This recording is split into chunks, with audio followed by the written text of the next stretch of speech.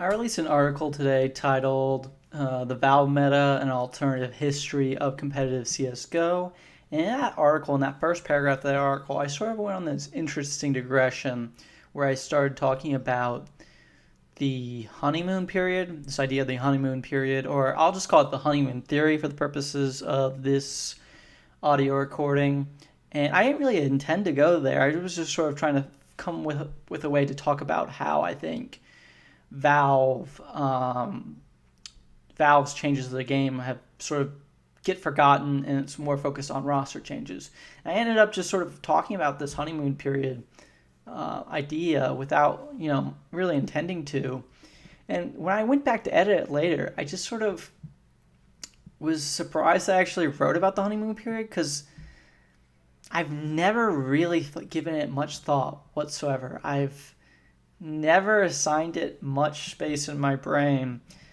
To me, it was always sort of like a hokey sort of thing, like momentum, like a psychological thing that maybe doesn't always hold true. Like momentum, it's like if you win the first game, maybe you'll win the second game because you're up and the people are down. They're gonna be distracted because they're upset about losing. Like that sort of like I would say low level or like almost lazy sort of analysis, but as I sort of thought about this honeymoon period, I do think a lot of people do mention it. I've always, I don't know why I've never thought about it much, but I just sort of had to really think about it when I went to edit it. Like, what do I think about this idea of the honeymoon period or this honeymoon theory?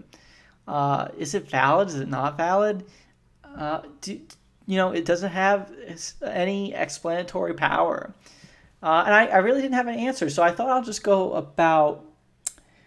ahead and just talk about what I sort of been thinking about the last day or so about this honeymoon period, this honeymoon theory, and just sort of try to assess, what I think about it. It's sort of a weird thing. So I guess I'll just start talking about like the idea of it. So the central conceit is that the relationship between players at the beginning of a team, like after they add a new fifth or they add two people, two or three or something, when that happens, it's like a romantic relationship. And the idea is like, in a romantic relationship, like a post wedding relationship, that's when the couple is going to be together, all the time now. They're going to go on that vacation and be together every day and, spend a lot of time in each other's company, sort of be passionate, in love, new energy, putting a lot of work into hanging out with each other and that sort of thing, right? That's the idea. And then they want to compare that to a team, and they say when a team first forms, they're going to try to establish new synergies and work on new tactics and try to figure out their playing style and try to get everyone in the right spots. And that sort of will lead to better performances.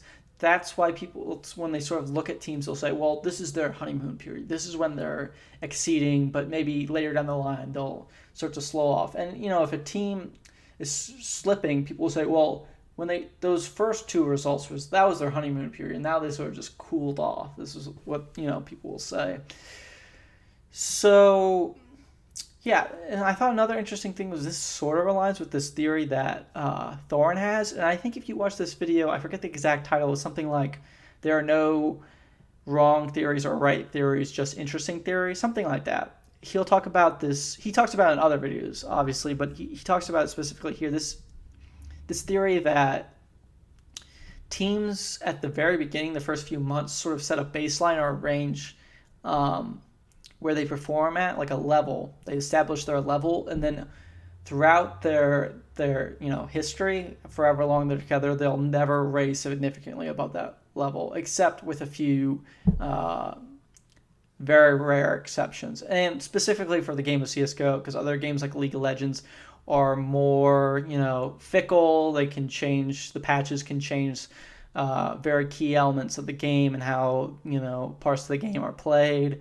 So in Counter-Strike specifically, where, things can't change as much or don't change as much, that teams will generally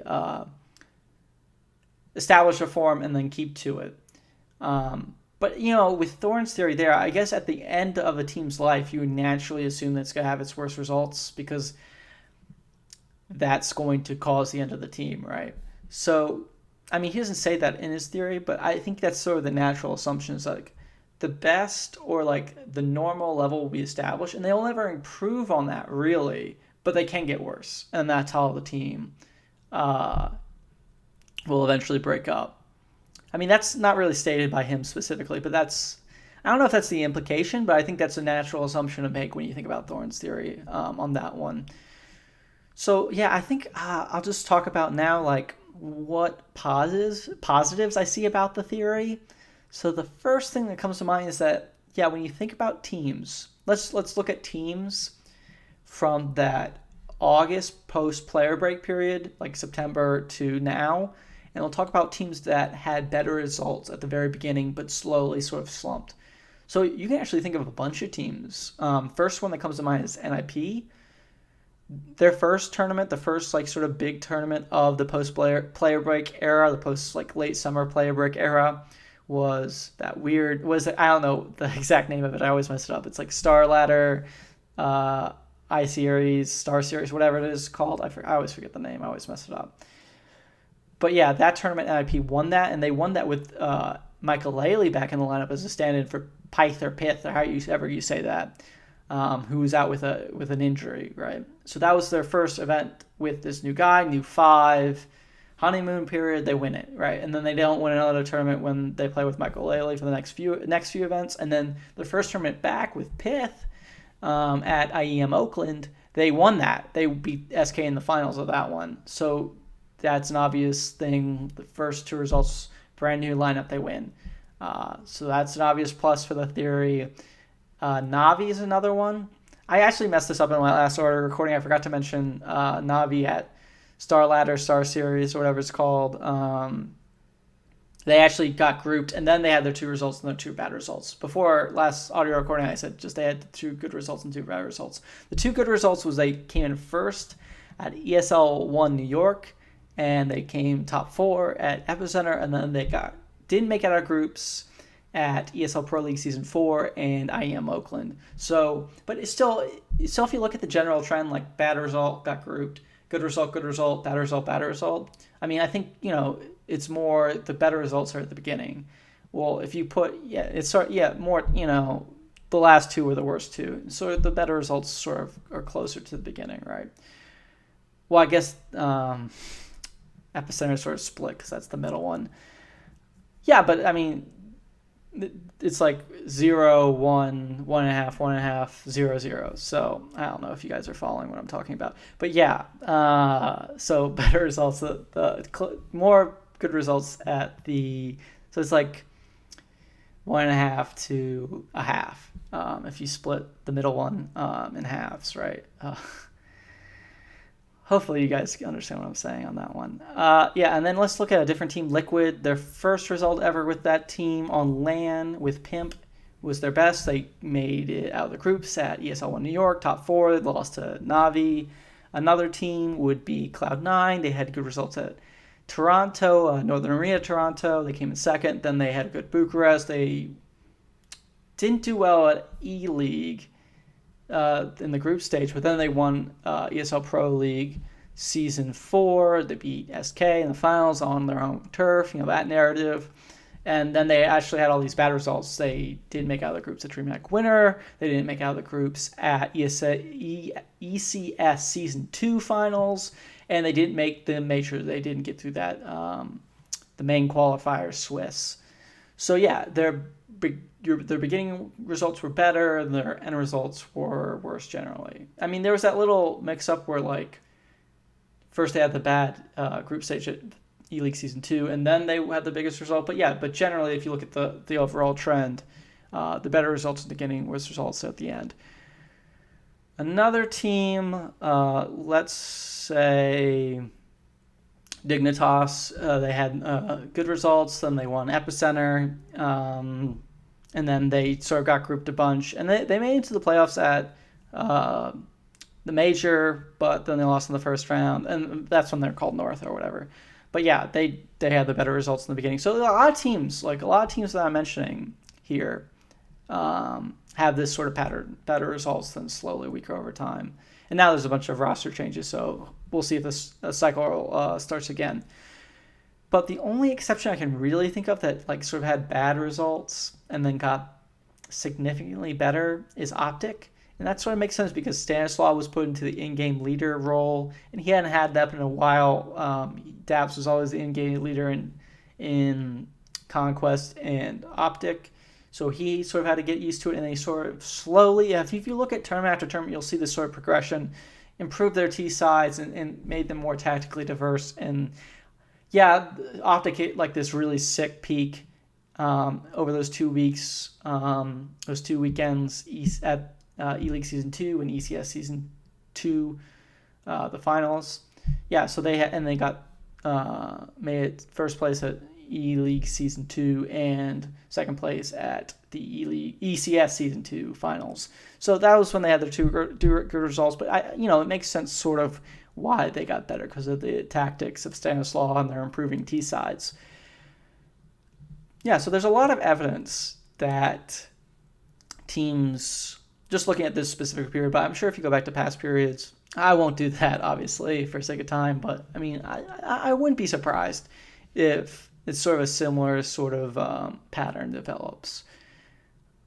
Now, for the negatives, I would say it's the second half of the equation, this sort of implied second half. The first half is clearly stated in sort of the honeymoon period. They're going to have better results when they first get together. But the implied second half of that is they're actually going to slump after their honeymoon. And there's that weird sort of cart before the horse sort of thing going on with that. Because when you think about a team, yeah, maybe like people don't get along, but you think that like internal problems and internal feeling toward each other is going to, not be as intense if you're winning. I mean, if you're dominating, if you're winning every tournament, how intense can your problems with each other be? I mean, I think there has to be some level of satisfaction if you're winning $100,000 prize pools every other weekend, maybe there's still personal conflicts. But I mean, I think in server, I think you have to have, there has to be a general understanding that you're playing well and it's okay, that it's not perfect all the time, that you're still winning, you're still the best team in the world. So this sort of idea at the second half that it's like, it's a causal relationship is what the implication is. It's like, because they're less in love, quote unquote, with each other, they're less passionate and they're less agreeable towards each other, their results are going to get worse. Can it be the other way around, where if their results start to dip a bit, that's when they're starting to disagree more? Like maybe it's like, this isn't working anymore, I want to take control of the team, there's a bunch of arguments. You think about the Envious team that broke up in the summer of 2015 with Shocks. I mean, I think that's what people say is that he's trying to reassert himself as the leader of the team instead of like Happy, and that's why they broke up. So, I mean, yeah, I think that happens, when the results dip a bit, then, that leads to more friction. It's not the lack of interest in each other or the lack of passion towards the game that leads to less results. Or, that can, obviously, but it could also go the other way around. So it's sort of a self-fulfilling prophecy. Of course, your results are always going to be lower at the end, like I said before, because that's when you go to break up. Like, if your results lower and then you come back up and then they play well for a while, you wouldn't break up, right? If you're having a really bad period, that's when you go to break up. You wouldn't. People, I would think, usually would end on a low note. I think I can't think of anything off the top of my head where a team is doing super great and just like hitting a new peak and then they break up. With Stanislaw leaving Optic recently, they had their two really good results and then they had this really disappointing E-League where they got grouped, right? Or they went out in the Swiss. There's no groups in the Swiss. Well, there's whatever, okay. So that's then he leaves, right? So well, Optic was still maybe on the rise in comparison to say 3 months ago, but they had a bad result. They fell off their peak. And I think a lot of people agree that their E-League Season 2 win was pretty unrepeatable, especially when you consider the super teams now, or quote unquote super teams now forming. But okay, that's a separate topic. So yeah, I can't really think of any teams falling off. When you think about the Fnatic team, yeah, they were still a really good team. They had really great results in the summer of 2016 before they broke up into Fnatic and Godsent. But they were definitely dipping. I mean, they won when Dennis first joined that lineup. They won 6 straight tournaments, the 6 straight like premier level tournaments they attended. And then Olaf had the injury, and then they started to dip. Still had good results. Still definitely like an elite level team. It reminds me a lot of SK in the last few months. Really, well, the first few months after they got back from their break, where they're not the best in the world anymore, but they're still really good and they're still having really good results. But they're definitely, they're dipping, and you could say that's their lowest point with Dennis is towards the end there, and that's when they broke up. So yeah, it's sort of just a self-fulfilling prophecy in that sense, and maybe it's like the cart before the horse thing. And the other thing I was going to mention too, as a problem with this sort of general theory, is that psychology isn't so set. It's not a perfect sort of scenario where always at the beginning you're gonna be very passionate, and then always at the end you're gonna be less interested in playing with your teammates. I mean, there was this interview with Shinobi and Whitmer, formerly of Complexity, on the Stitch and Joe Show podcast. Underrated podcast, by the way. Yeah, and they were talking about how brutal the sort of culture was in Complexity after they joined. It was like if you were the bottom fragger, people were really angry at you.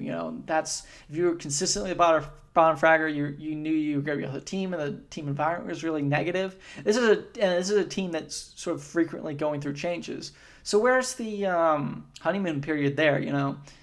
It's more like with that team they need to settle and they need to, cliche, like relax and figure things out and come together as a team, or whatever you want to say, and calm down, not like have an individualistic mentality and sort of slowly build up again. That's sort of the feeling you get when you listen to this interview, if you or podcast, if you want to go ahead and listen to that one. Yeah, so in that scenario, the changes only lead to more frustration. It's not like, breath of fresh air. What they need to do is probably settle for a long period of time, and that'll actually improve the synergy, right? So that's like an inverse of the honeymoon period sort of theory, right? Yeah, in general, NACS sort of had that problem in like early 2015 and late 2014, where they were, well, maybe even going back to like 2013 and stuff, where they just didn't really want to change players because they thought like a new edition wasn't going to be as good. Like Complexity and iPad Power had the best 10 players. And that they were just going to improve over time. And that sort of did prove to be sort of a falsehood. I mean, I don't think you could say Cole and eventually Cloud9 got better over time. If anything, it's the opposite. They had the best sort of result ever when that very first major at DreamHack Winter 2013. So, I don't think that I think that the idea that, you can just stay together for a really long time and build synergy isn't very accurate. Like I'm more on the Thorin theory that you set your baseline and then you can only sort of stay in with that baseline, and when you break up you're probably in a dip, right? So that's sort of, I think, the more accurate idea. So assuming that like when you first get together the psychology is going to work out to be better, and then B, when you're later on the psychology is going to be worse, I don't think is always that accurate. It could be the case that like when you get together you're sort of on edge, like the Complexity example, and then you needed time to sort of grow into the team and develop and diversify your strategies. So yeah, I'm not convinced by the honeymoon period. I do think there is something to it.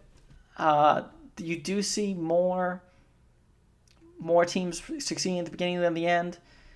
But yeah, I think I've laid out my objections to it pretty well. If you have something that I overlooked or disagree with me, hit me up on Twitter, comment on the SoundCloud page or whatever. I'll read it. Okay, thanks.